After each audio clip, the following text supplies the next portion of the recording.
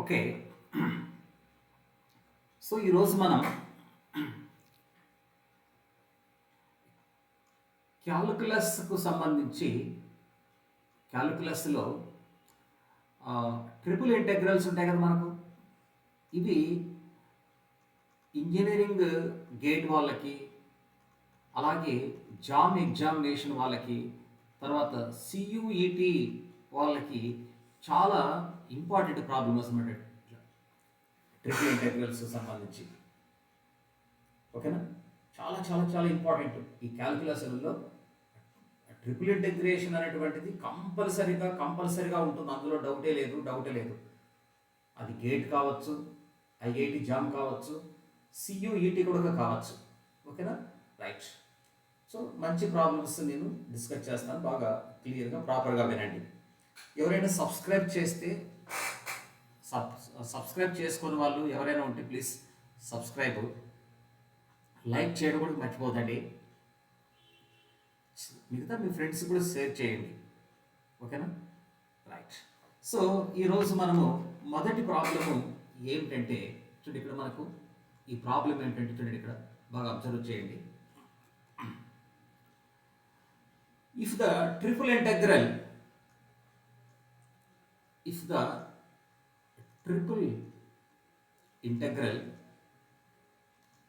the triple integral over the region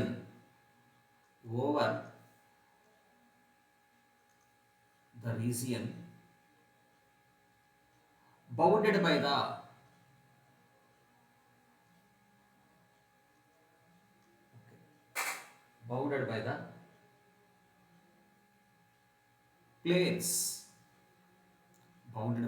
planes అని చెప్పి ఇలా ఇస్తున్నాడు. 2x + y + z = 4. తర్వాత and x = 0, y = 0, z = also 0.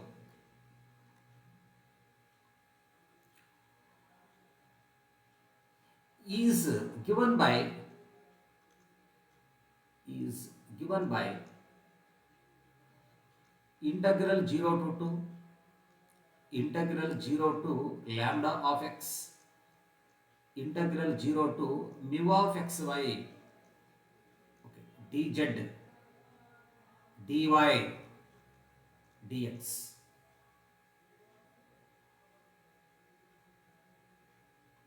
Okay.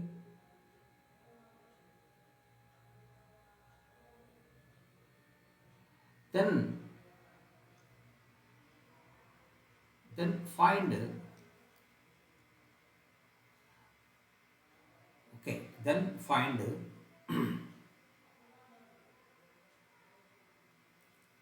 lambda of x minus mu of x, y equals to ఎంత. ఇది వాడు మనల్ని అడుగుతున్నటువంటిది. ఓకే, ఒకసారి మీరు గమనిస్తే ఇక్కడ మనకి ఇచ్చినటువంటి ప్లేన్స్ మీరు ఒకసారి గమనించుకోండి. 2x + y + z = 4, x value 0, y value 0, z = 0 అని మనకు ప్లేన్స్ ఇచ్చేసినాడు అనమాట. ఇప్పుడు మనకి ఏం కావాలా? ఈ ట్రిపుల్ ఇంటెగ్రల్ వాల్యూ కావాలి. చూడండి ఇక్కడ integral 0 to 2, integral 0 to lambda of x, integral 0 to mu of x, y dz dy dx అంటున్నాడు. మీరు ఇక్కడ గమనించండి, ఇక్కడ మనకు ఇది ఈ ఇంటెగ్రల్ ఎవరి యొక్క లిమిట్స్, x లిమిట్సా, y లిమిట్సా, z లిమిట్సా, ఇక్కడ ఎవరి యొక్క లిమిట్స్ ఇవి ఇక్కడ కాన్స్టెంట్ ఉంది కదా, ఎవరి యొక్క లిమిట్స్ అనేది మనం జాగ్రత్తగా చూసుకోవాలి. ఇక్కడ చూడండి, మనకు ఇక్కడ upper limit in terms of x into y ఉందా, కాబట్టి upper limit in terms of x into y ఉన్నదంటే మీరు బాగా అబ్జర్వ్ చేయండి.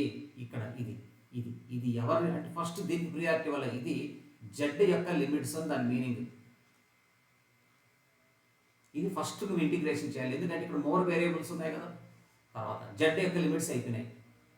తర్వాత ఇక్కడ గమనించుకోండి, ఇక్కడ అప్పర్ లిమిట్ ఏముంది? ఇన్ టర్మ్స్ ఆఫ్ x ఉంది, only in terms of x ఉంది. ఆల్రెడీ z కంప్లీట్ అయిపోయింది. నీకు జడ్తో ఇక్కడ ఇక్కడ ఇక్కడ గమనించుకోండి, ఇక్కడ ఇక్కడ నువ్వు జడ్ను ఇంకా తీసుకురాకూడదు, ఓన్లీ ఎక్స్లు వైలే అబ్జర్వ్ చేయాల.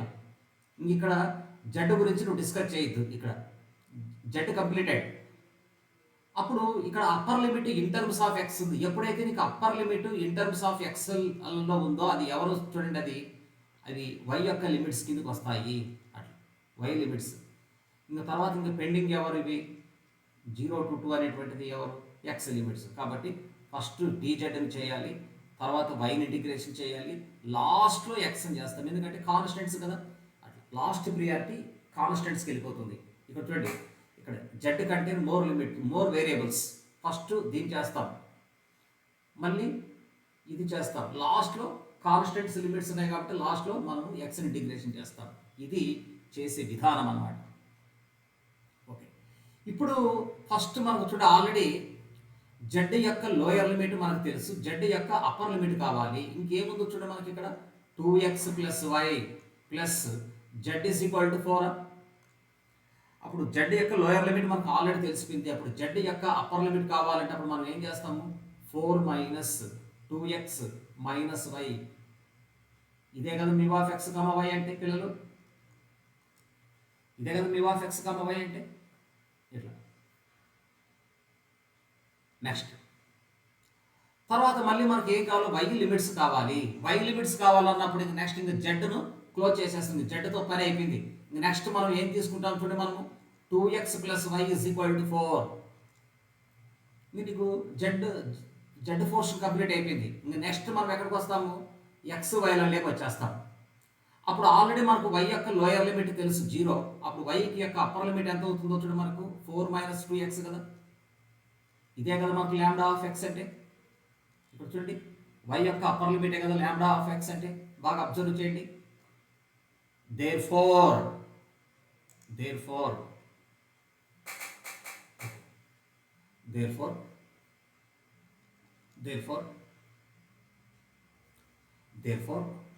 ఇక్కడ మనం ఏం చెప్తాం ఇక్కడ ఇక్కడ మనకు lambda of x minus μ of x, y ఎంత చెప్పండి అంటున్నాడు.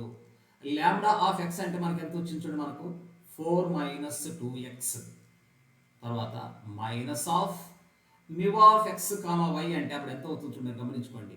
4 తర్వాత మైనస్, తర్వాత 4 ఇక్కడ ఎంత ఇచ్చాడు చూడండి, ఇక్కడ 4 - 2x, తర్వాత also -y.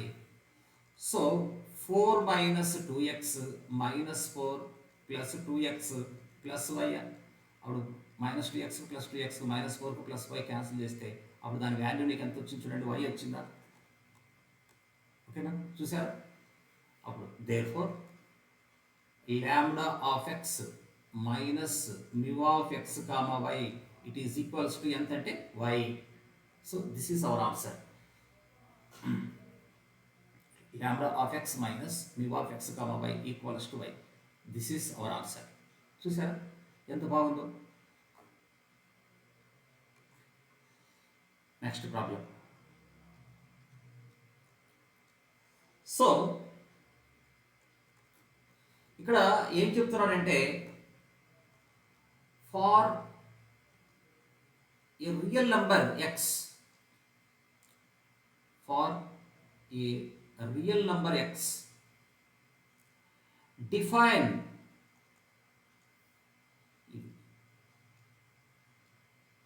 Smallest integer function. ఇది స్మాలెస్ట్ ఇంటీజర్ బి ద వాడు చెప్తున్నట్టు ఇక్కడ smallest integer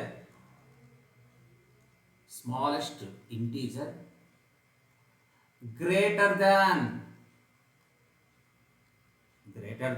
are equals to x. దీని మీనింగ్ చెప్తున్నాడు, ఈక్వల్స్ టు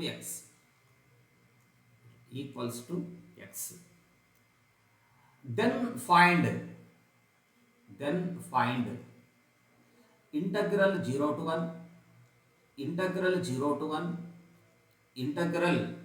to 1 ఇక్కడ అదే smallest integer of x smallest integer part of y, smallest integer part of z, dx into dy into dz equals to dash ఎంత అంటారు. ఇప్పుడు మీరు ఇక్కడ ఆలోచించుకోవాల్సింది ఏంటంటే మీరు కాస్త జాగ్రత్తగా ఉంది. ఇప్పుడు ఫర్ ఎగ్జాంపుల్ ఎక్స్ వాల్యూ 2.31 ఉందనుకోండి, అప్పుడు గ్రేటెస్ట్ ఇంటీజర్ అంటే మనం ఎంత రాస్తాం, 2 రాసుకుంటామా. అలాగే ఎక్స్ వాల్యూ 3 ఉందనుకోండి, అప్పుడు ఇంటగ్రల్ పార్ట్ ఆఫ్ ఎక్స్ కూడా మనకి ఎంత అవుతుంది చూడండి, 3 కదా. ఇది గ్రేటెస్ట్ పార్ట్ ఆఫ్ ఎక్స్ కదా ఇది.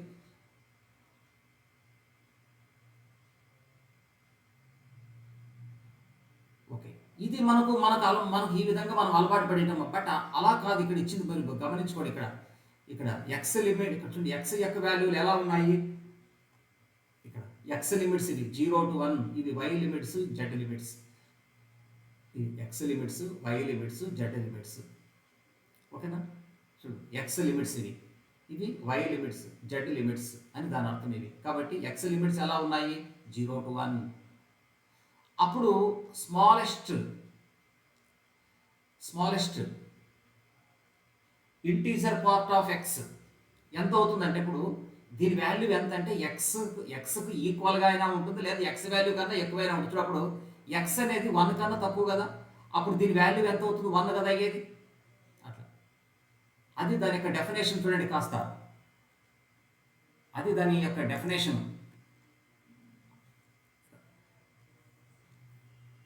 Greater than or equals to x అనమాట అది.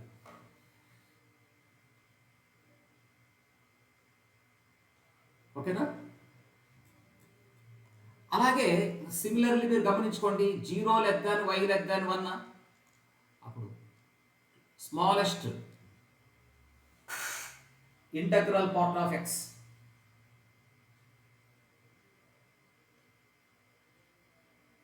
ఇంటగ్రల్ స్మాలెస్ట్ అని వాడుతున్నా నేను. స్మాలెస్ట్ ఇంటగ్రల్ పార్ట్ అన్నా, స్మాలెస్ట్ ఇంటీజర్ పార్ట్ అన్నా రెండు ఒకటే. అప్పుడు దాని వాల్యూ ఎంత అవుతుంటున్నప్పుడు, వై వాల్యూ 1 కన్నా తక్కువగా ఉంది, అప్పుడు దీని వాల్యూ ఎంత ఉంటుంది, వై వాల్యూకు కన్నా ఎక్కువ అంటే అప్పుడు 1 కదా.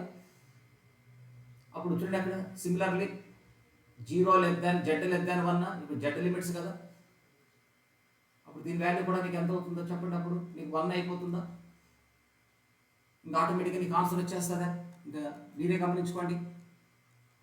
ఓకే, ఇక్కడ గమనించుకోండి, integral 0 to 1, integral 0 to 1, integral 0 to 1 అన్నప్పుడు, సో ఇక్కడ చూడండి, ఇక్కడ స్మాలెస్ట్ ఇంటీజర్ లేదా smallest integral part of X value, దీని వాల్యూ 1, దీని వాల్యూ 1, దీని వాల్యూ 1 కాబట్టి నీకు ఆటోమేటిక్గా 3 అవుతుంది కదా. దీని వాల్యూ ఇక్కడ 1 + 1 + 1, so that is equal to 3 into dx into dy into dz. ఇప్పుడు చూడండి, ఇక్కడ మనకు అన్నీ ఎలా ఉన్నాయంటే కాన్స్టెంట్స్ ఉన్నాయి కాబట్టి ఏది ముందైనా చేసుకోవచ్చు. నీ ఇష్టం వచ్చింది ముందు చేసుకోవచ్చు, నీ ఇష్టం వచ్చింది లాస్ట్ చేసుకోవచ్చు. ఎందుకంటే బికాస్ కాన్స్టెంట్స్ లిమిట్స్ ఉన్నప్పుడు నువ్వు ఎలా అయినా చేసుకోవచ్చు. కాబట్టి 3 ఇంటూ చూడండి ఇంటగ్రల్ ఇక్కడ, అప్పుడు ఇంటగ్రల్ dx ఎంత అవుతుందంటే x అవుతుంది, లిమిట్స్ 0 to 1. తర్వాత ఇంటగ్రల్ dy ఎంత అవుతుందంటే y అవుతుంది, లిమిట్స్ 0 to 1. ఇంటగ్రల్ dz ఎంత అవుతుందంటే z అవుతుంది, లిమిట్స్ ఎంత అవుతుందంటే 0 to 1. సో ఇక్కడ మీరు గమనించుకోండి, 3 into okay 3 into upper limit minus lower limit అన్నప్పుడు దాని వాల్యూ ఎంత అవుతుంది, 1 అవుతుంది. Upper limit minus lower limit అన్నప్పుడు 1 అవుతుంది, కాబట్టి దాని వాల్యూ ఎంత అవుతుందో చూసారా, 3 అవుతుంది.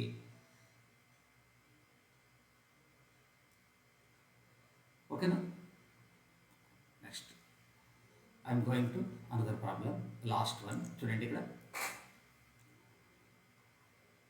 సో ఇక్కడ ప్రాబ్లం, నెక్స్ట్ ప్రాబ్లం ఇక్కడ మీరు గమనిస్తే, right, f of x equals to r into sin of pi x by 2 plus s. f dash of 1 by 2 it is equals to √2 and integral 0 to 1 f of x dx equals to 2r by pi, 2r by pi. Then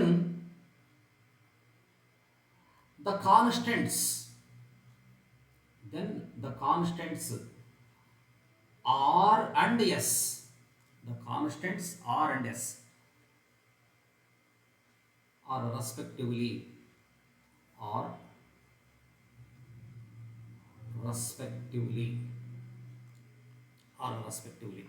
ఓకేనా, are respectively అని చెప్పి ఇక్కడ first problem ఏంటంటే, first option 2 by pi and 16 by pi. తర్వాత second option 2 by pi and 0. Okay. Third option 4 by pi and 0. So fourth option 4 by pi and 16 by pi. ఇవి are value S value, ఒకటి are ఒకటి yes అన్నమాట. ఓకేనా, సరే ఇది problem. ఒకసారి question చదవండి. ఓకే, సో ఇక్కడ మనము ఒకసారి గమనిస్తే ఎఫ్ ఆఫ్ ఎక్స్ ఎంత ఇచ్చాడో ఒకసారి గమనించుకోండి ఎవరిబడి. F of x equals to r into sine of pi X by 2 plus s. ఓకేనా, సో మనకు ఎఫ్ డాష్ ఆఫ్ ఎక్స్ చేయండి, డెరివేటివ్ చేస్తే ఆర్ ఇంటూ సైన్ యొక్క derivative cos of pi X by 2 into మళ్ళీ యాంగిల్ని డెరివేట్ చేస్తే మనకు పై బై 2, అట్లా కాన్స్టెంట్ 0 అయిపోతుంది. అప్పుడు ఎఫ్ డాష్ ఆఫ్ ఎక్స్ అంటే మనకు ఆల్రెడీ ప్రాబ్లంలో దీని వాల్యూ ఎంత ఇచ్చినాడు, గివన్, దిస్ ఇస్ గివన్, ఎంత ఇచ్చినాడు దీని వాల్యూ చూడండి, ప్రాబ్లంలో ఉంది కదా, చూడు F. Okay, F dash of 1/2 కదా, √2 ఎస్. అప్పుడు ఎక్స్ దగ్గర మనం ఎంత తీసుకుంటామంటే 1/2ను తీసుకుంటాము. ఎఫ్ డాష్ ఆఫ్ 1/2 ఎంత అంటున్నాడా, ఓకేనా. So F dash of X దగ్గర మనము 1/2 తీసుకుందాము. ఎక్స్ ఉన్న చోటల్లో 1/2 పెట్టుకుంటే ఆర్, అప్పుడు మనకు ఎంత అవుతుంది, మనకు cos pi by 4 into pi by 2. So అప్పుడు F dash of 1/2 it's value also given √2 given. So ఒకసారి మీరు స్పష్టంగా గమనిస్తే R into cos 45 degrees value ఎంత అవుతుందంటే మనకు 1/√2. ఇక్కడ మనకి ఎంత వచ్చిందంటే పై బై 2. టోటల్గా మీరు ఆర్ వాల్యూ ఇట్లా క్రాస్ మల్టిప్లికేషన్ చేయండి, √2 ఇంటూ √2 అవుతుంది. ఆల్రెడీ ఇక్కడ 2 ఉంది కాబట్టి ఆర్ వాల్యూ మనకి ఎంత వచ్చింది చూడండి ఇక్కడ పిల్లలు, ఆర్ వాల్యూ మనకు 4/5 కదమ్మా. ఇక్కడ ఆర్ వాల్యూ మనకు ఎంత వచ్చిందంటే 4/5 వచ్చింది. వెంటనే ఒక్కసారి ఆప్షన్స్లోకి వెళ్ళండి, ఒకసారి ఆప్షన్స్లోకి వెళ్ళండి. ఇక్కడ చూడు ఆర్ వాల్యూ మనకు 4/5 వచ్చింది కాబట్టి ఫస్ట్ ఆప్షన్ రాంగ్ ఆన్సరే, సెకండ్ ఆన్సర్ రాంగ్ ఆన్సరే. అప్పుడు థర్డ్ అయినా కావాలో ఫోర్త్ అయినా మనకు కావాలి, ఈ రెండింటిలో ఏదైనా కావచ్చు. ఈ రెండు వెళ్ళిపోయినాయి, ఈ రెండు పెండింగ్లో ఉన్నాయి. ఓకే, ఎస్ వాల్యూ డిసైడ్ అయిపోతుంది ఏది కరెక్ట్ ఆన్సర్ అనేది. ఓకే, తర్వాత మళ్ళీ మనకు గివన్. సో మళ్ళీ గివన్ మనకి ఎంత ఇస్తున్నాడంటే integral 0 to 1 F of X DX it is equals to 2r by pi, 2r by pi అని ఇచ్చినాడు. So integral 0 to 1 what is F of X. F of X అంటే మనకి ఎంత ఇచ్చినట్టు, మనకు R into sine of pi X by 2 plus S into DX that is equal to 2/π into, ఇక్కడ R అంటే already మన దగ్గర ఉంది చూడండి, మనకు 4/π ఆర్ వాల్యూ.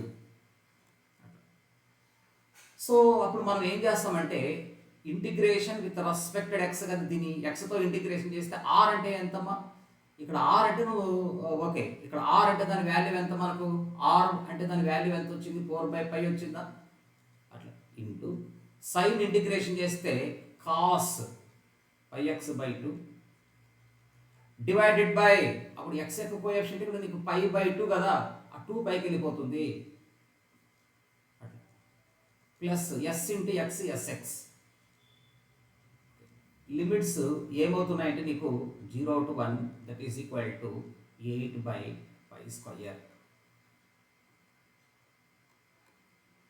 8/π². సో మనకు అప్పర్ లిమిట్ ఒకసారి సబ్స్టిట్యూట్ చేయండి. మా అప్పర్ లిమిట్ నువ్వు ఎప్పుడైతే చూడు ఇక్కడ ఎక్స్ దగ్గర 1 పెట్టగానే మీరు అబ్జర్వ్ చేయండి ఇక్కడ. సో ఎప్పుడైతే మనం ఎక్స్ దగ్గర ఇక్కడ 1 పెడతామో, ఇక్కడ చూడండి ఇక్కడ ఎక్స్ దగ్గర 1 పెడితే నీకు ఎంత వస్తుందంటే దాని వాల్యూ cos 90 అయిపోతుంది. అప్పుడు cos 90 అంటే దాని వాల్యూ 0 కదా, ఇది కంప్లీట్గా ఈ పార్ట్ అంతా 0 అయిపోతుంది చూడండి.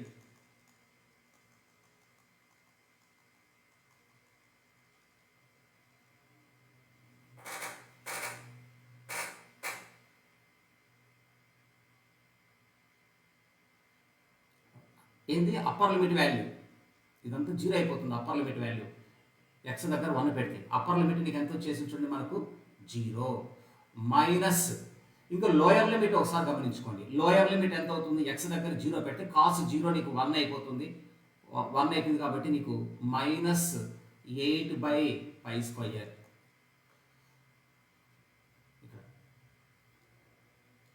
జాగ్రత్త, ఇది upper limit minus lower limit. Lower లిమిట్లో ఎక్స్ దగ్గర 0 పెడితే cos 0 1 -8/π² కదా.